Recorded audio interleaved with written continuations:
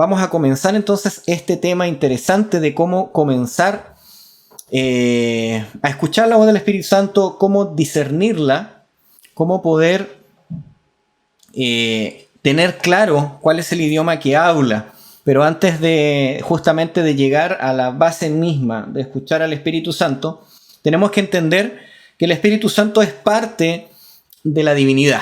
Es decir, no es un elemento separado. Dios habla de la misma forma, sea el Padre, el Hijo y el Espíritu Santo, porque los tres son uno. Por lo tanto, los mismos principios los vamos a encontrar a través de los tres. Entonces, antes de entender cómo habla el Espíritu Santo, vamos a entender cómo habla Dios, ¿ya? Cómo Dios nos habla y se comunica con el hombre. Y a través de entender eso, vamos a entender entonces cómo habla el Espíritu Santo. Entonces, bueno, algunos ya me conocen, ¿cierto? La típica presentación de rigor, primera diapositiva. Mi nombre es Yerick Zambrano, un gustazo. Pueden encontrarme en las redes sociales como Colorion Studio y hacerme preguntas ahí. La primera temática es la voz de la creación. Dios habla por medio de las obras creadas, ¿cierto? Vamos a ver algunos textos bíblicos. Quiero hoy día que hable la Biblia y el espíritu de profecía. Simplemente me voy a remitir a poner la información para que podamos discutir al final. Así que va a ir pasando rápido. Romanos capítulo 1 del versículo 19 al 20 dice: porque lo que de Dios es conocido es evidente para ellos, pues Dios se lo manifestó. Aquí dice que Dios manifiesta. ¿Ya? Manifestar es una manera de comunicarse.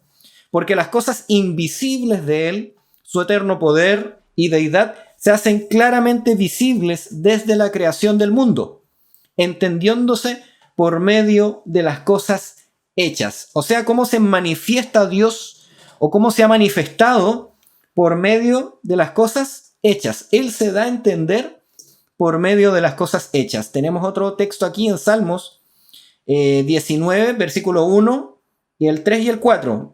Casi todo el Salmo igual dice cosas bastante interesantes, pero saqué como lo más interesante. Dice: los cielos cuentan la gloria de Dios y el firmamento muestra la obra de sus manos. Y aquí está la parte interesante. No hay lenguaje ni idioma en que la voz de ellos no sea oída. Es decir, la creación puede hablar en cualquier idioma, a cualquier persona del mundo, sin importar el idioma. Se hace oír, ¿ya? Es inclusivo, no es excluyente la creación. Todos pueden leer la creación, ¿ya? Su trazo llega a toda la tierra y sus palabras hasta los confines del orbe. En otras palabras, dice que su palabra, la de Dios en el momento de la creación, sus principios, ¿cierto? Por medio de las cosas creadas, pueden llegar a cualquier persona sin importar el idioma que éste hable. Es interesante. Muchas de las citas que voy a usar las van a encontrar en la Biblia textual, que se llama BTX. Intenta hacer una traducción textual. Camino a Cristo. El día de hoy vamos a utilizar bastante el camino a Cristo porque es una de las temáticas que están ahí. Vamos a pedir ahí que dejen entrar a mi amigo. Estaba esperando entrar, Aníbal, para que pueda justamente entender que vamos a utilizar el camino a Cristo. Ok. Dice: la naturaleza y la revelación a una dan testimonio del amor de Dios. Nuestro Padre Celestial es la fuente de vida, sabiduría y gozo. Mirad las maravillas y bellezas de la naturaleza. Pensad en su prodigiosa adaptación a las necesidades y a la felicidad, no solamente del hombre, sino de todos los seres vivientes. El sol y la lluvia que alegran y refrescan la tierra, los montes, los mares y los valles, todos nos hablan del amor del Creador. Dios es el que suple las necesidades diarias de todas sus criaturas. Espero que se vaya entendiendo bien. ¿De qué nos habla entonces la creación que cualquier idioma puede entender? Del amor de Dios, ¿ok? Del amor de Dios. Vamos a seguir. Dice: Dios es amor, está escrito en cada capullo. de flor que se abren en cada tallo de la naciente hierba, los hermosos pájaros que con sus preciosos cantos llenan el aire del mediodía, las flores exquisitamente matizadas que en su perfección lo perfuman, los elevados árboles del bosque con su rico follaje de viviente verdor. Todos atestiguan el tierno y paternal cuidado de nuestro Dios. ¿Y qué también habla? O sea, Dios es amor, dice la creación, pero también habla del deseo que tiene Dios. Interesante. Dice que habla a los hombres del deseo de hacer felices a sus hijos. No solamente que los ama, sino que Él anhela, desea hacer feliz a toda la humanidad. ¿Ok? Es bastante interesante. Tenemos otras citas del Camino a Cristo. Dice, la misma inteligencia divina que obra en las cosas de la naturaleza, habla al corazón de los hombres. Interesante. Nos dice el amor de Dios, nos dice los deseos, lo que Él tiene en el corazón, pero ahora se comunica con el corazón del hombre y crea en él un deseo indecible de algo que no tienen. Las cosas del mundo no pueden satisfacer su ansia. Vosotros en cuyo corazón existe el anhelo de algo mejor que cuanto este mundo pueda dar, reconoced en este el deseo de la voz de Dios que habla a vuestra alma. Si tan solo queremos escuchar las obras que Dios creó, nos enseñarán preciosas lecciones de obediencia y confianza. Aquí tenemos otra cosa que nos enseña. Dijimos amor, dijimos que nos habla, ¿cierto?, del deseo del corazón de Dios, nos muestra los deseos que tenemos en nuestro corazón de cosas mejores. El anhelo de lo eterno despierta en nuestro corazón, lo inaccesible. Nos enseña entonces, por medio de la creación, las lecciones de obediencia y confianza. O sea, quiere enseñar lecciones por medio de la naturaleza. Entonces, vamos a resumir de esta manera. Esto es lo que quiere enseñar la creación, que Dios es amor, tiene un anhelo de hacer felices a sus hijos, nos hace sentir sed de justicia, nos hace sentir deseos de lo eterno, de lo inmarcesible, de lo que no se marchita. Nos lleva a depender de Dios, como nos da lecciones de dependencia, humildad y obediencia. Y lo más hermoso es que cualquier hombre lo puede entender sin tener el mismo idioma. En todo el mundo pueden entender y pueden leer la naturaleza. ¿Ok? Vamos a seguir con otra manera en que Dios se comunica con el hombre. Cómo se expresa, se hace entender. La voz de su providencia. ¿Ok? Vamos a repasar algunos textos. Proverbios 3:6 dice: reconócelo en todos tus caminos y Él enderezará tus sendas. Vamos a masticar este texto. Lo que está diciendo es que tú vas a transitar por caminos distintos. Vas a tomar decisiones. Es como cuando tú vas por una ruta y tienes distintos caminos y tú en algún momento vas a tomar un camino, después otro camino, para llegar a distintas metas que tú te propones. Pero si tú lo reconoces, es decir, si tú le dices, Señor, ayúdame en este camino, te encomiendo mis pasos, quiero que tú me guíes, pero el Señor no va a tomar decisiones por ti. Tú vas a tomar las decisiones. Pero dice, sin importar la decisión que tú tomes, si tú lo haces en el temor del Señor, Él enderezará tus sendas. Es decir, si tomaste un camino errado, pero tú le oraste al Señor para que Él te guiara, Él se va a encargar de manera providencial, sin que tú lo veas, sin que tú lo entiendas, de ir enderezando tus sendas. Solamente Dios puede sacar cosa pura de algo impuro. Puede sacar maravillosas lecciones y redención de caminos equivocados. Salmo 139 del 8 al 10 dice: si subo a los cielos, allí estás tú. Y si en el Seol preparo mi lecho, en la tumba, allí estás tú. Si tomaras las alas del alba y habitaras en los extremos de los mares, o sea, si te fueras a lo lejos, así como lo hizo el profeta, se me fue en este momento el nombre, ¿cierto? Que quería huir de la presencia de Dios, Jonás, ahí me estoy acordando. La presencia de Dios lo acompañaba, no podía esconderse. Dice, aún allí me alcanzará tu mano y me asirá tu diestra. ¿Ya? En el hebreo, cuando se usa la palabra tu diestra, habla de acompañarte, de levantarte, de fortalecerte. Recuerden que el nombre Benjamín significa el hijo de mi diestra, pero también significa el hijo que me fortalece. En otras palabras, dice que estés donde estés, Dios siempre está allí.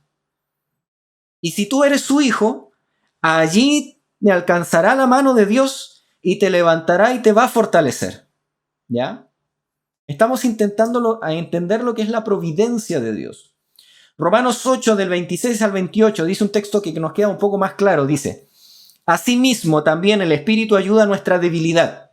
¿Ya? ¿Se acuerdan que nosotros decíamos que podíamos tomar caminos distintos, pero el Señor iba a enderezar nuestras sendas? Romanos dice algo similar. Dice, el Espíritu nos ayuda en nuestra debilidad. Somos humanos. Nos equivocamos y tomamos muchas veces decisiones incorrectas. ¿Ok? Dice, intercede, pues no sabemos cómo orar o cómo conviene. Inclusive podemos equivocarnos al orar. Podemos orar de manera distinta, equivocada, pedir algo que no conviene. ¿Ok?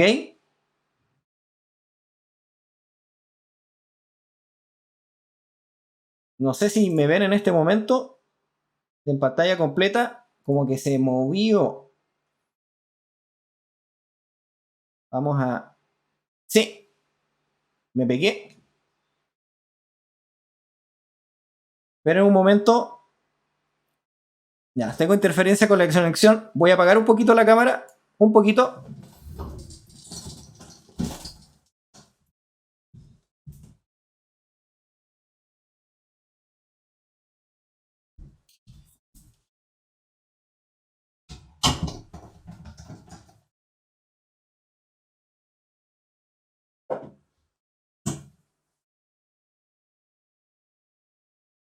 Estoy viendo la conexión en este momento.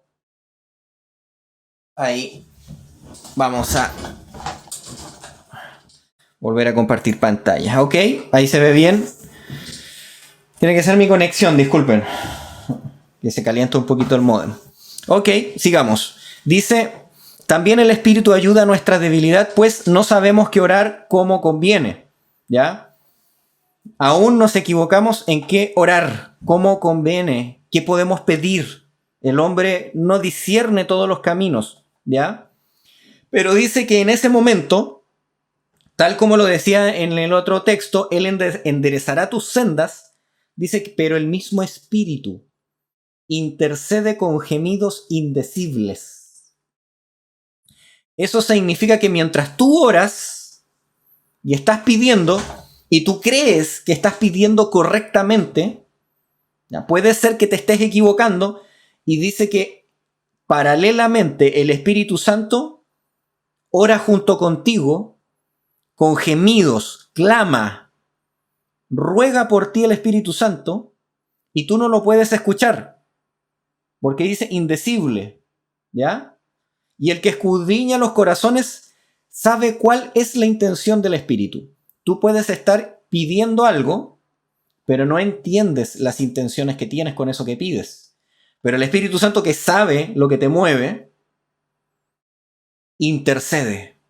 Dice, porque intercede por los santos conforme a Dios, conforme a los propósitos de Dios, no a tus propósitos, sino a lo conforme a los propósitos de Dios. Y entonces, bajo esa explicación, ahora viene el texto. Muchas veces nosotros nos quedamos con el texto y nos saltamos lo que viene antes. Entonces dice, ahora, con esa explicación que nos dio Pablo, entonces sabemos que los que aman a Dios, los que han entregado su corazón, todas las cosas ayudan para bien a los que son llamados conforme a su propósito. ¿Por qué todas las cosas ayudan para bien? Porque el Espíritu Santo fue el que pidió. Tú pediste algo, pero quizás el Espíritu Santo dijo, no, eso no es lo que conviene. Y el Espíritu Santo empieza a rogar y a pedir otra cosa. que sí es para tu bien. Entonces sabemos y entendemos que todas las cosas ayudan para tu bien. Y aquí viene lo interesante, todas las cosas. Todas las cosas. ¿Cuántas veces nos quejamos, cierto? Nos quejamos cuando vienen las pruebas, las luchas, como si no fueran de la voluntad de Dios. ¿Ok? Job, capítulo 10, versículo 12. Job, capítulo 10, versículo 12 dice: Me otorgaste vida y misericordia, y tu providencia preserva mi espíritu. Aquí encontré una versión de la Biblia que lo tradujo como providencia y me pareció muy, muy interesante, porque es difícil encontrar una traducción que diga providencia, y dice: la providencia preserva mi espíritu.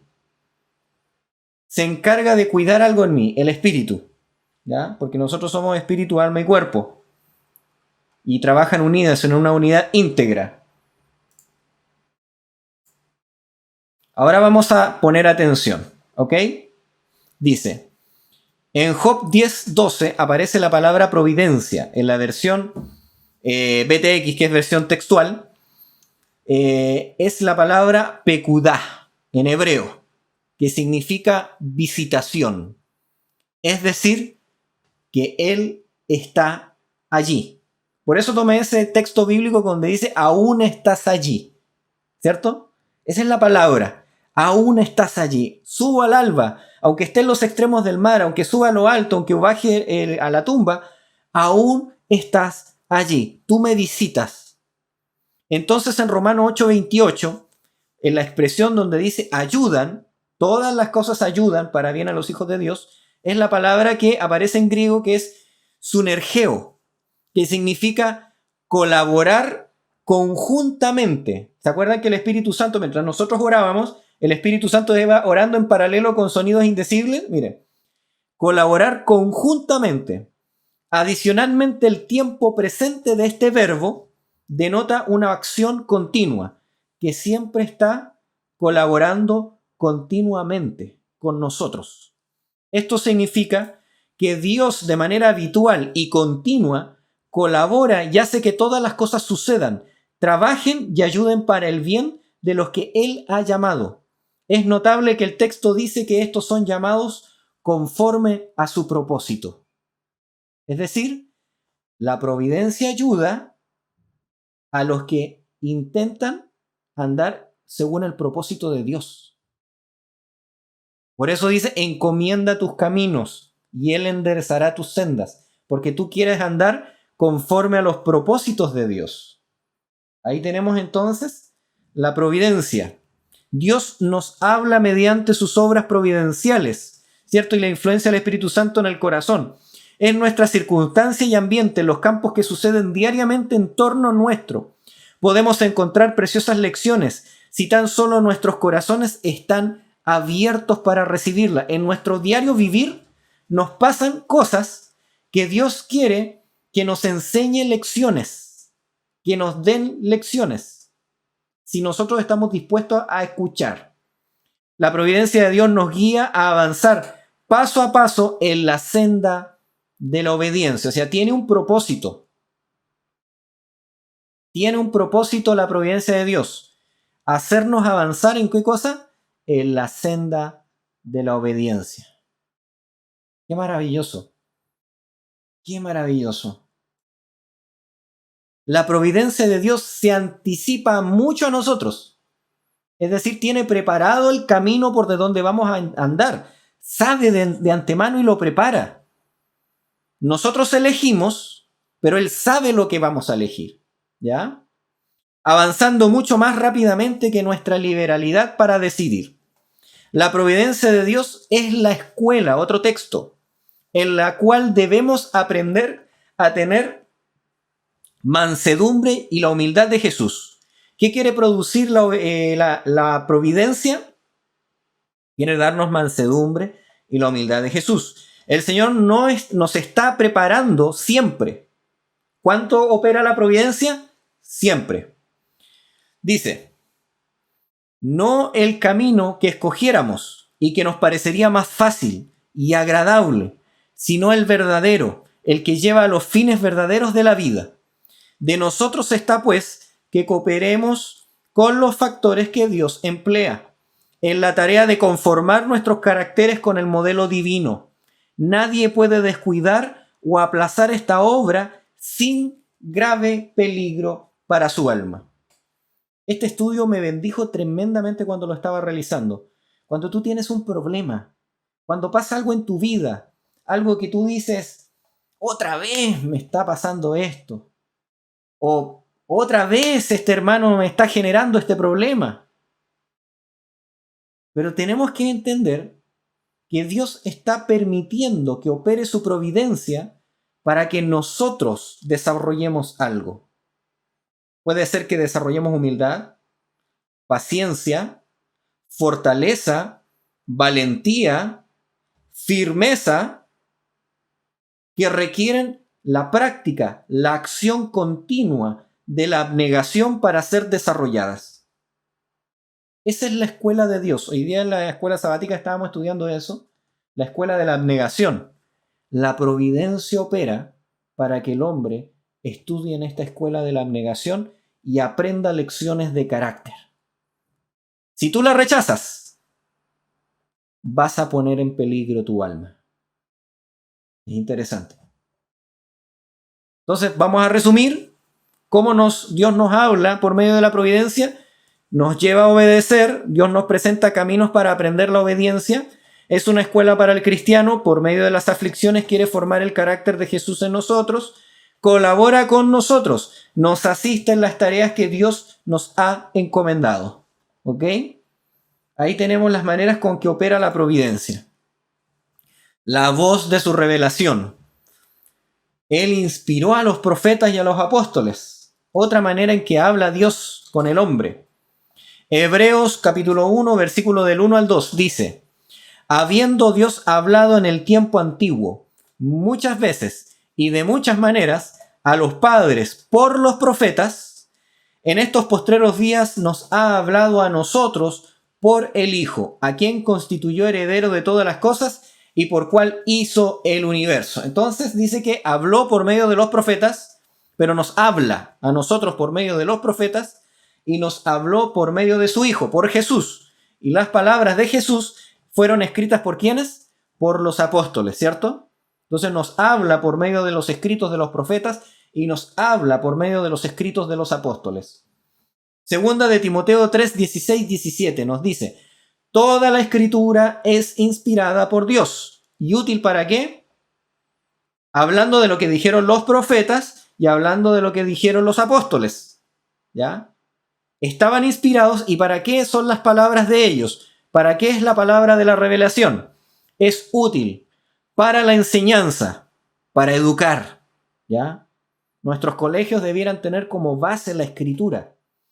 Para la refutación del error, para la corrección, para corregir, para poder alinear las cosas, para la instrucción de la justicia, en la justicia, a fin de que el hombre de Dios sea completamente calificado. En otra versión dice perfecto. Es cuando nosotros nos sacamos una buena nota, un 7, ¿cierto? Equipado para toda buena obra. Es decir, la revelación de Dios tiene por objetivo hacernos perfectos, calificados, que nos saquemos un 7 en las pruebas de fe y capacitarnos para toda buena obra. ¿Ok? Vamos a seguir avanzando.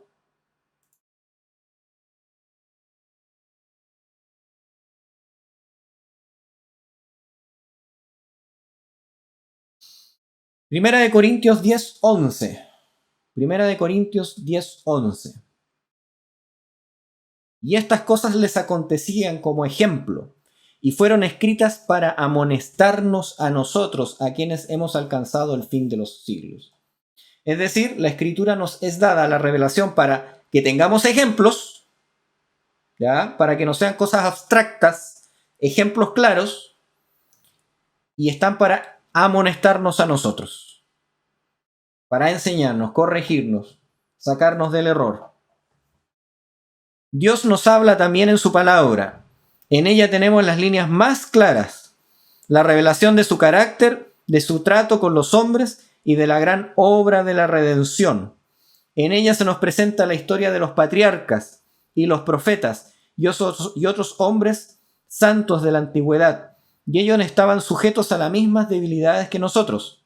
Vemos cómo lucharon entre descorazonamientos como los nuestros, cómo cayeron bajo tentaciones como hemos caído nosotros, y sin embargo cobraron nuevo valor y vencieron por la gracia de Dios, y recordándolos nos animamos en nuestras luchas por la justicia.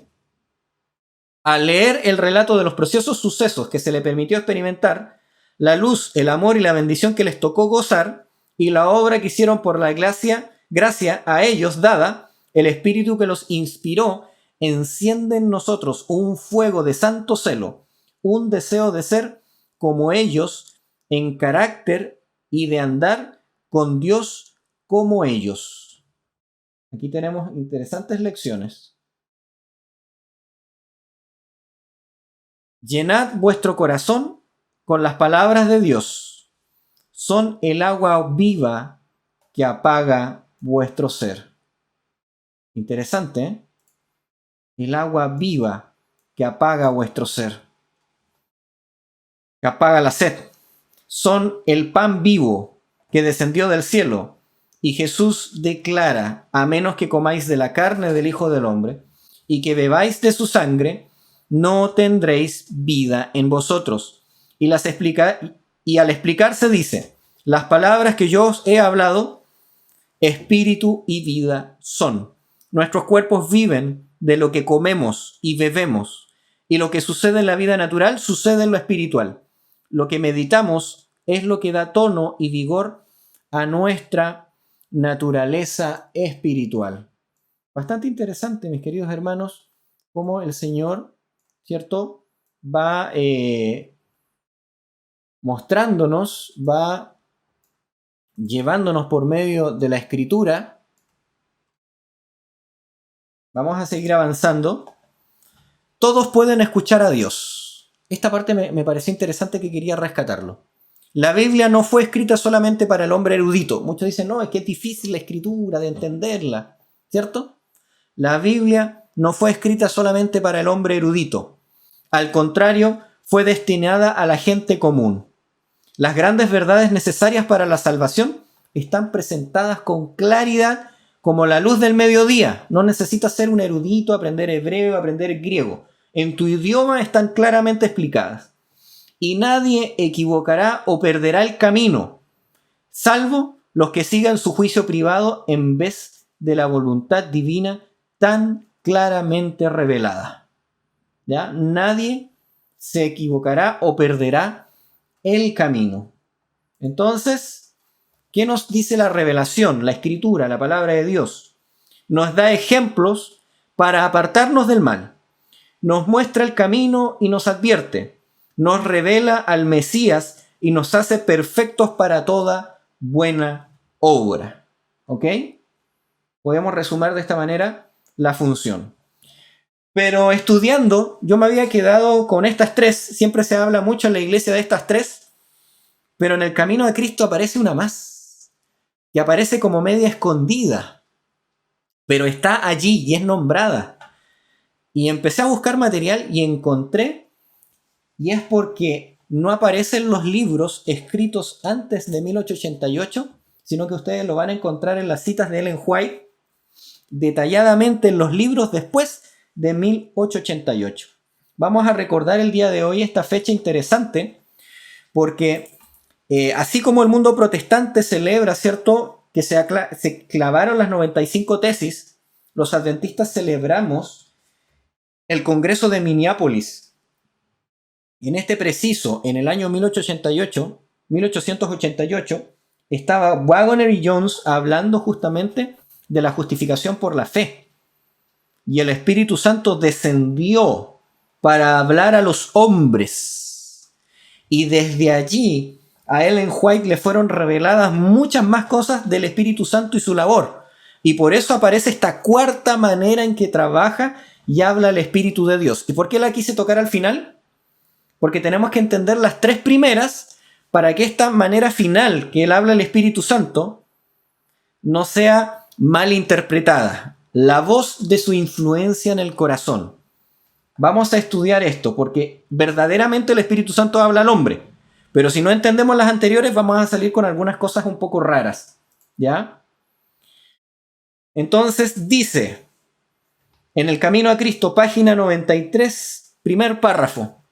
Dios nos habla, y aquí empieza a nombrar, por la naturaleza, 1, por la revelación, 2, por su providencia, 3, y aquí está la cuarta, por la influencia de su Espíritu Santo. Ya no desde afuera, sino que desde dentro. Vamos a ver la labor y cómo nos habla el Espíritu Santo. Juan capítulo 3, versículo 8 dice, el Espíritu sopla donde quiere y oyes su sonido, pero no sabes dónde viene ni a dónde va. Así son todos los que han nacido del Espíritu. Es decir, el Espíritu ¿dónde está? Dentro de nosotros y nos habla ahora por dentro a los que han nacido del Espíritu. Juan capítulo 14, versículos de 16 al 18 y versículo 26, hablando de la naturaleza de la obra del Espíritu Santo dentro del corazón. Y yo os rogaré al Padre y os dará otro paracleto o consolador, ¿cierto? Para que esté con vosotros para siempre. Y le llama como a este consolador el Espíritu de verdad o el Espíritu de la verdad. Otras versiones. Es decir, está conforme a la revelación. Nunca va a decir algo distinto a la revelación bíblica. Porque la revelación bíblica es verdad. Tu palabra es verdad, ¿cierto? Dice la Biblia. Entonces el Espíritu también es verdad. La palabra y el Espíritu siempre van a decir lo mismo. ¿Ok? Pero ahora dice que el Espíritu va a operar por dentro. La verdad va a empezar a trabajar por dentro. No por fuera solamente leyéndola, sino por dentro. Dice, al cual el mundo no puede recibir, pues no lo ve ni le conoce.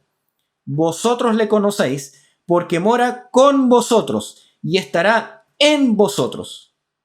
¿Dónde va a hablar entonces el Espíritu Santo? ¿Dónde se va a comunicar? En nosotros. ¿Ya? No, nosotros no somos dioses, sino que el Espíritu Santo va a venir hacia nosotros. No os dejará huérfanos. Vengo a vosotros. Pero el Consolador, el Paráclito, el Espíritu Santo, a quien el Padre enviará en mi nombre, Él os enseñará todas las cosas y os recordará todo lo que os dije. Aquí amplía. ¿Cómo se va a comunicar el Espíritu Santo? ¿Cómo va a influenciar al corazón humano? Recordará todo lo que os dije. Es como una voz que va a hablar a tu conciencia y va a recordar ¿qué cosa? Las palabras de Jesús. Va a empezar a traer versículos bíblicos a tu cabeza. Va a empezar a llamar a tu cabeza por medio de la palabra de Jesús, de las obras que hizo Jesús. Aquí la obra del Espíritu Santo está bien delimitada a lo que quiere hacer. Ya no es algo así como en abstracto, no. Quiere traer lo que hizo Jesús del pasado a tu presente, para que tú estés pensando en la palabra de Dios, viviendo la palabra de Dios. Sigamos. Camino a Cristo, página 24. Pero cuando el corazón cede a la influencia del Espíritu Santo, cuando se entrega, cuando le abre el corazón a Dios, ¿cierto? La conciencia se vivifica y el pecador discierne algo de la profundidad y santidad de la sagrada ley de Dios. Aquí está la obra que hace el Espíritu Santo. Miren la obra que hace. Fundamento de su gobierno en los cielos y en la tierra. La luz verdadera, que alumbra a todo hombre que viene a este mundo, ilumina a las cámaras secretas del alma y que hará reveladas las cosas ocultas. La convicción se posesiona de la mente y del corazón. El pecador reconoce entonces la justicia de Jehová y siente terror de aparecer en su iniquidad e impureza delante del que escudriña los corazones. Ve el amor de Dios, la belleza de la santidad y el gozo de la pureza, y ansía ser purificado y restituido en la comunión del cielo. La obra del Espíritu Santo. La obra del Espíritu Santo. El Señor Jesús, cuando hablaba de la obra del Espíritu Santo, maravillosa, Él traerá ¿qué cosa? Cuando venga a la tierra.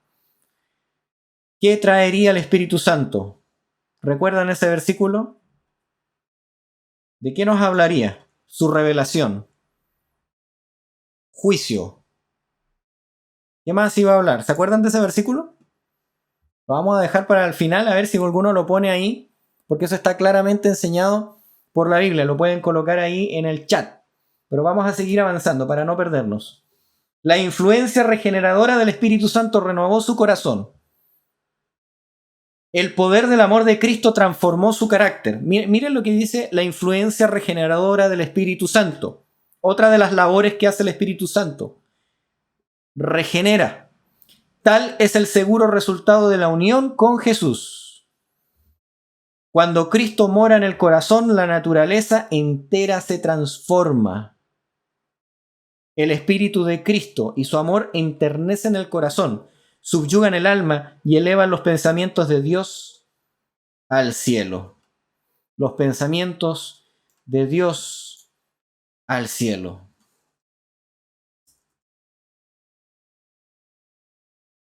Mis queridos hermanos, Juan capítulo 16, versículo 8. Cuando Él venga, el Consolador, nos va a redarguir al mundo de pecado, de justicia y de juicio. Aquí está la labor, la voz del Espíritu Santo, lo que quiere hacer. Es transformado por medio de la influencia llena de gracia del Espíritu Santo. Llega a ser uno con Cristo, en espíritu y en propósito. Esto es lo que se le fue revelando después de 1888. La voz del Espíritu Santo, el trabajo del Espíritu Santo, lo que quiere hacer es hacernos uno con Cristo, en espíritu y en propósito. ¿Ya? Sus afectos por Dios aumentan. Tiene hambre de justicia, anhela ser más semejante a su Maestro. Al contemplar a Cristo es transformado de gloria en gloria, de carácter en carácter, y se hace más y más semejante a Jesús. Se llena de amor por Cristo y de un profundo y ansioso amor por los que perecen. Y dentro de él se forma, ¿qué produce? Pongan atención, miren. ¿Qué produce el Espíritu Santo? ¿Cuál es la operación del Espíritu Santo?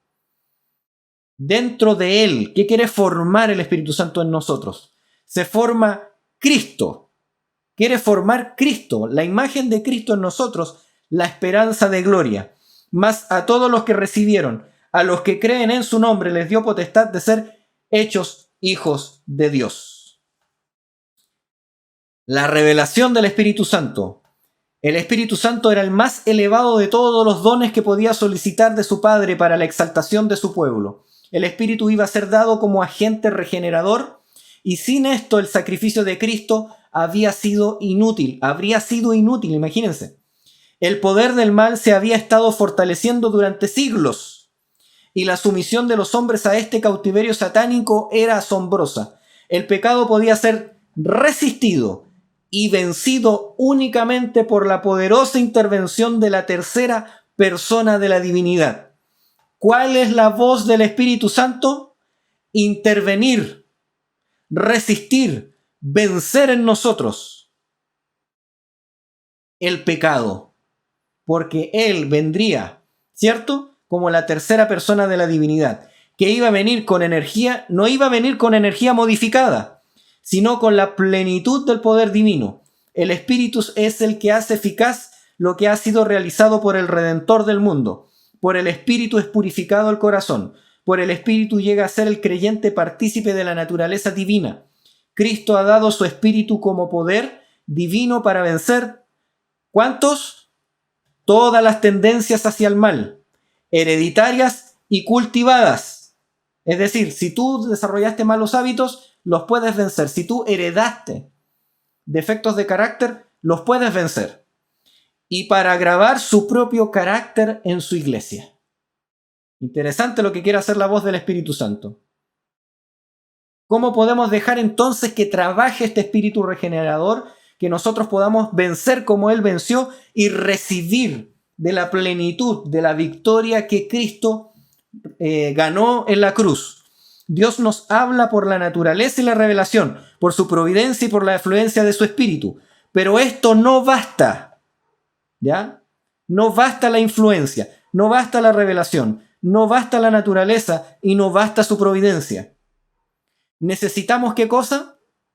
Abrirle entonces nuestro corazón.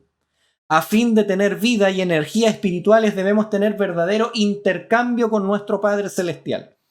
Nuestra mente puede ser atraída hacia Él.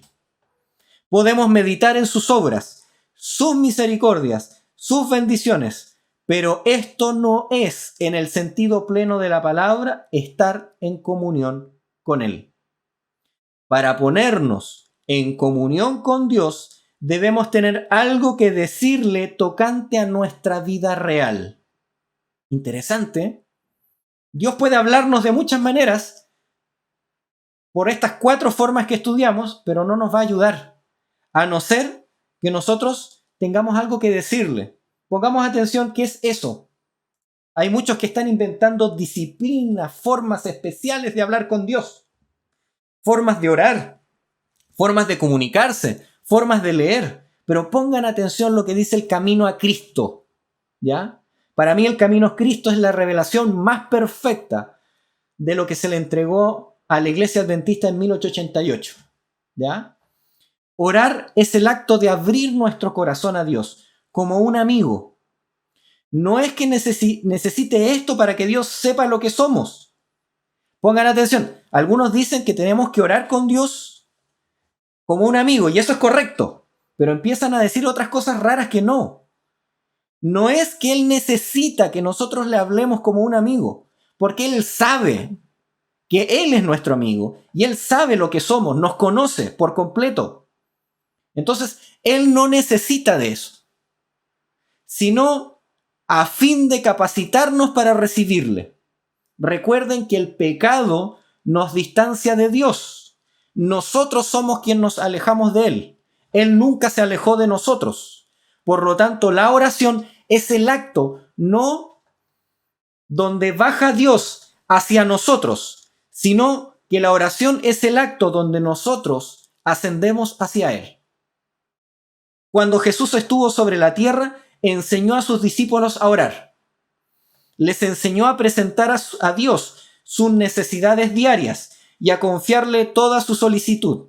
Y la seguridad que les dio de que sus oraciones serían oídas nos da también a nosotros esa seguridad, ¿cierto? ¿Qué es lo que estoy tratando de decirles? Que tú debes orar a Dios como si fuera tu amigo. Pero hay muchos que dicen, no tienes que pedir, no tienes que clamar, no tienes que agradecer. No, aquí dice de que orar como un amigo es eso, es pedirle, es conversarle, es decirle lo que te preocupa, es decirle los anhelos de tu corazón, es pedirle fuerza, es que tú te abras por completo como un amigo. Cuando tú vas y pides consejo a un amigo, ahí está ahí achacado, ¿cierto? Y pides ahí, tu amigo no debiera ser una persona humana, sino que tu amigo debiera ser Jesús. Y no es que Jesús baja a conversar contigo, sino que tú subes a conversar con Jesús. ¿Qué significa esto? Que tú no rebajas la relación con Jesús a una relación humana, horizontal, sino que es como que tú te dan una hora de audiencia, así como cuando tú sacas una hora al médico, ¿cierto? Y tú tienes que ir donde el médico, pero aquí tú sacas una hora, una audiencia con el Rey de Reyes, y tú subes por fe al santuario celestial, en ese ambiente santo donde los ángeles moran, y allí Jesús te escucha. Es un acto solemne en el cual nos elevamos de la tierra por medio de la fe y entramos al santuario celestial para conversar con Él tan ciertamente como los hombres iban al tabernáculo del desierto, al atrio exterior, a conversar con Dios. Y se agarraban de los cuernos algunas veces del altar cuando querían rogar, ahí en el altar del sacrificio. Por ejemplo, cuando vemos a la madre de Samuel, que fue y se inclinó en el santuario y rogó. Y le decía, Señor, quiero tener un hijo. Por favor, concédeme un hijo. Le habló los anhelos de su corazón.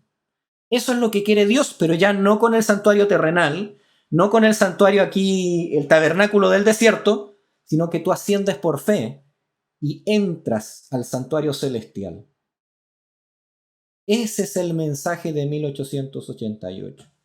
Tenemos a nuestro sumo sacerdote que quiere ayudarnos, restablecernos.